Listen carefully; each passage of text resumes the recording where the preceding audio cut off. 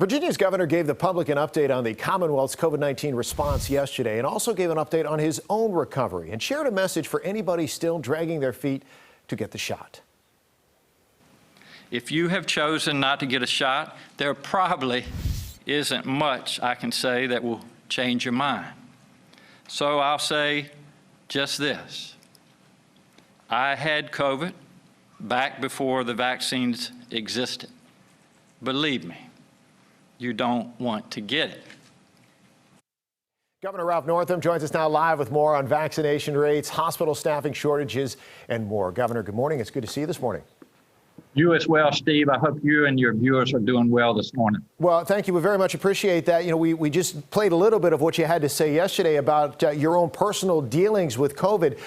And I think a lot of people were surprised to hear you still, a year later, don't have your sense of smell and taste back. What surprised you the most as a doctor as to how this would impact you? Well, you know, it's a very unpredictable virus, and we've certainly learned more about it. And you know, Pam and I both had COVID a year ago, and we still have some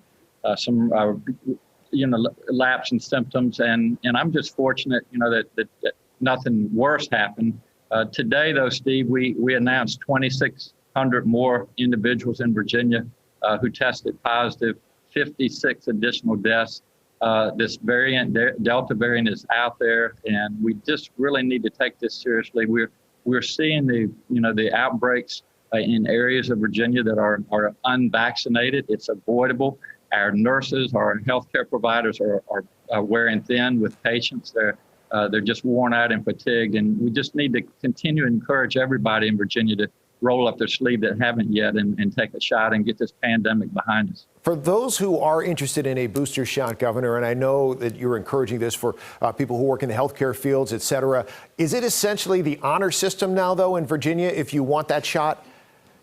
It is. You know, those that are immunocompromised, those that have underlying health conditions, those that work on the front lines, and those that are 65 and over, and that have had the Pfizer shots, they're eligible now if it's been 6 months since they had that last shot. So we encourage them to get the booster. And, you know, I would hope everybody would be straightforward and not be playing any games. The booster is important, but Steve, the other thing that's important, there's still probably 25 or 30% of Virginians that haven't had that first shot, and we need to encourage those folks to get out there and get the shot. You know, children 12 and above, and we've had a very good response from those individuals. We anticipate in the next 3 to 4 weeks, hopefully, that 5 and above children, age 5 and above, will be eligible for the shot, and so we're going to do everything that we can to be able to get that shot into arms in Virginia and, again, get this pandemic behind us. I know that yourself and others in Richmond have done a lot of different things to try to make sure that people do get that first vaccination, including mandating a vaccine for state employees. How long do you think it'll be before you know if that's working or not?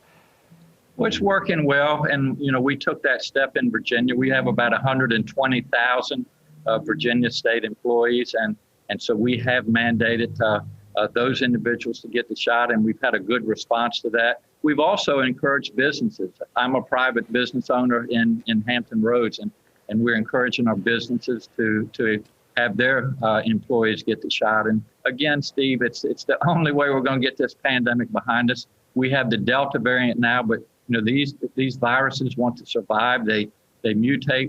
We'll have additional variants, and we're just going to continue to have peaks and troughs in outbreaks, and everybody needs to realize that. And the only way we're going to get this behind us is for people to get a shot. You know, on the flip side, though, Governor, you have local municipalities, school districts that are also making mandates, but you've got bus driver shortages, teacher shortages.